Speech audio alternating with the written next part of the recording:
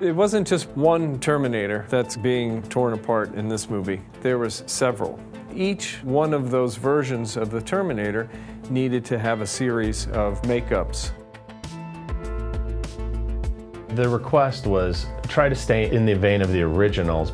Fortunately enough, we were able to work directly from the original live cast and then a new one.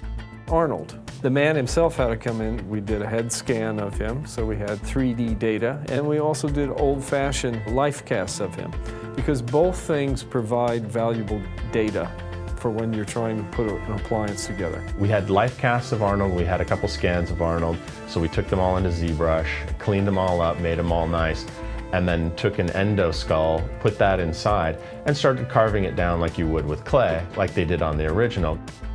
What you have to keep in mind as you're tearing this stuff away, does he look strong? Does this make him look weak? There's certain things that you can get away with just a pure prosthetic that you can shoot in camera and it holds up. If you're taking a whole chunk of a cheek or something away, in the old days you couldn't take away, obviously, from a face, so you would build it up and it would only work from certain angles. Nowadays, what's beautiful working in conjunction with CG, doing hybrid makeups, you could give the leading edge of where it's going to be torn and then paint the whole inside green. And they would put in proper endoskeleton detail instead of everything just being a cheat. Once those designs are set, and the sculptors and sculpt the actual prosthetics of what they're going to look like in clay. Once they're done, those are then turned back over to the mold department and they make molds on them. And the type of appliance determines the type of mold. You've got the team that are running all of these appliances. All the prosthetics that we're talking about here, once they're glued down, there's nothing reusable. And you have to figure out how many appliances, and there's literally several thousand that were run for this. Another big build for us was the 1984 Arnold, as he was called.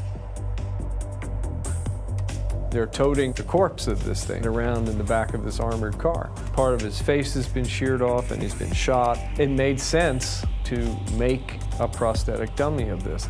How to end up with a 1984 Arnold was an interesting process. We started with a scanned body that we had made back on T3. We had a body scan of Arnold, so I have all the arm lengths, wrist lengths, shoulder lengths, and everything. Then it's just packing on clay to bulk him up, and it was just box after box after box of clay.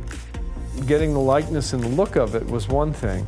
Then getting it to be molded and then to cast it in a material that was convincing.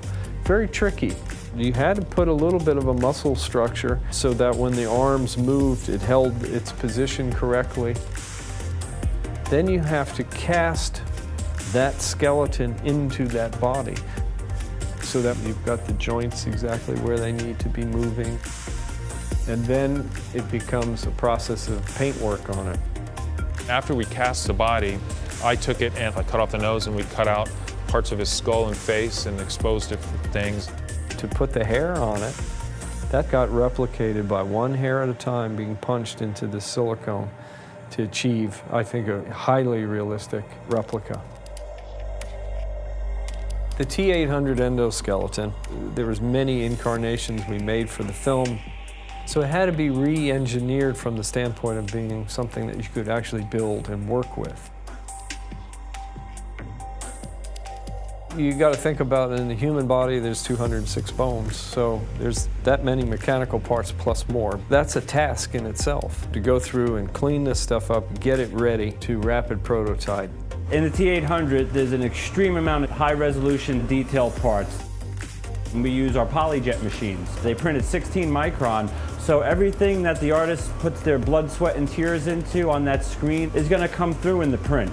Once those parts are grown, they need to get cleaned up. Our model shop department gets every part back and inspects it, takes it up to a spit polish shine, and then it goes to mold.